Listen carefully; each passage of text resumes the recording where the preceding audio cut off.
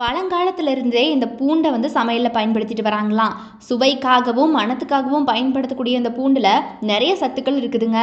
Vitamin B, vitamin C, துத்தநாகம், நார்ச்சத்துக்கள், calcium, magnesium, selenium, மாங்கனீசுன்னு சொல்லிட்டு இந்த மாதிரி ஏகப்பட்ட ஊட்டச்சத்துக்கள் நிரம்பி இருக்குது.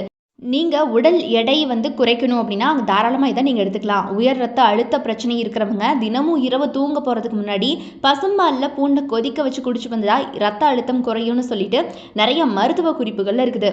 காலையில வெறும் வயிற்றுல பூண்டு சாப்பிடுறது அப்படிங்கிறது உடல்ல இருக்கக்கூடிய கெட்ட கொழுப்புகளை நீக்கி ரத்தத்தை சுத்தப்படுத்துமா.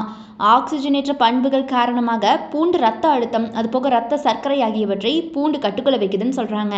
அது போக பார்த்தீங்கன்னா, பூண்டுல அலிசின் அப்படிங்கிற ஒரு காம்பவுண்ட் இருக்குது. இது உங்களுடைய உடல்ல கணையத்தின் செயல்பாட்டை தூண்டி, அது மட்டும் இல்லாம உடலுக்கு தேவையான இன்சுலின் சுரப்பை அதிகரிக்க செய்யுது.